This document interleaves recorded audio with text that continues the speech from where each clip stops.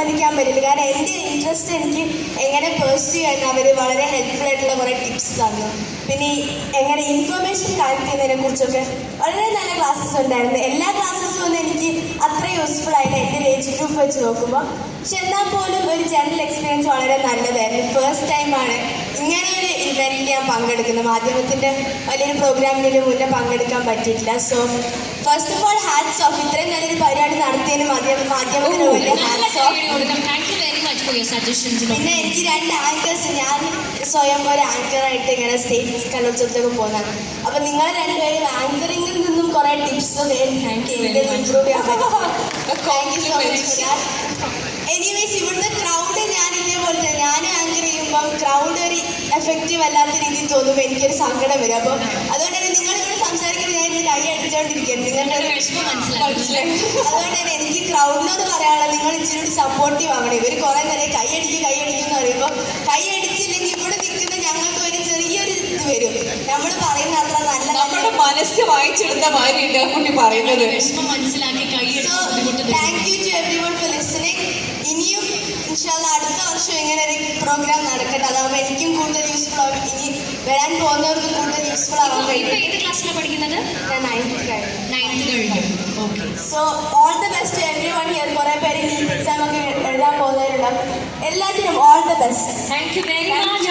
നല്ല കൈയടി കൊടുക്കാം for being such A sport അല്ലേ. പല വേദികളിലും ആങ്കർ ചെയ്യുന്ന ആളെ കൂടെ നമുക്ക് കാണാൻ സാധിക്കും. അതെ. ഈ ഒരു കൊച്ചു മിടുക്കൻ വന്നിട്ടുണ്ട്, അഭിപ്രായം പറയാൻ. പറയൂ, പേര് പറയൂ, ഏത് ക്ലാസ്സിലാണ് പഠിക്കുന്നത്, എവിടെ നിന്നാണ് വരുന്നത്? എൻ്റെ പേര് ബാസിം മുഹമ്മദ് സെയിൻ. ഞാനിപ്പോൾ 5th കഴിഞ്ഞിട്ടുള്ളൂ.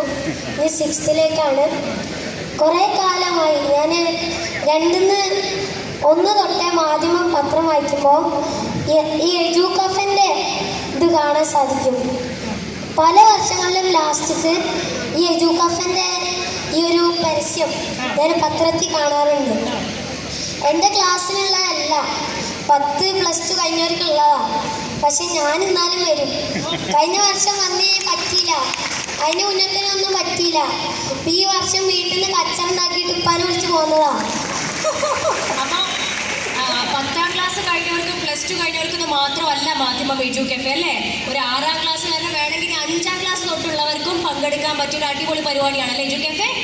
യെസ്. എൻ്റെ വീട് മലപ്പുറത്താണ്. മലപ്പുറത്ത്? പക്ഷെ മലപ്പുറത്ത് അന്ന് പങ്കെടുക്കാൻ പറ്റിയില്ല. ഓക്കെ. കോഴിക്കോട് വന്നിരിക്കല്ലേ. ഇനി നമുക്ക് കൊല്ലത്തും കൊച്ചിയിലും ഒക്കെ ഉണ്ട്, അങ്ങോട്ടേക്ക് വരണം കേട്ടോ. Okay. Thank you very much. Thank you very much. നിങ്ങളുടെ മുമ്പിൽ ഇത്രയും ചെറിയ കുട്ടി വന്ന് കമന്റ്സ് പറയണം, ഫീഡ്ബാക്സ് പറയണം. ആ ധൈര്യത്തിന് സമ്മതിക്കണം അല്ലേ? ആ ധൈര്യം കൈയ്യടി കൊടുക്കണം.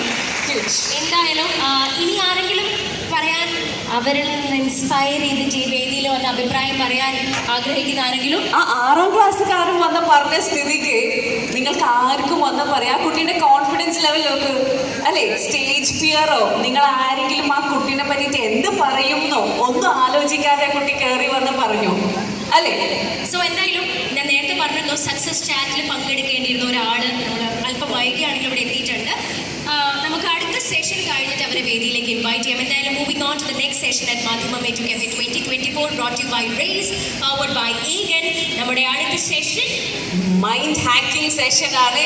Yes, future stars B an impact maker എന്ന വിഷയത്തിൽ സംസാരിക്കാൻ മാധ്യമം എഡ്യൂക്കഫെ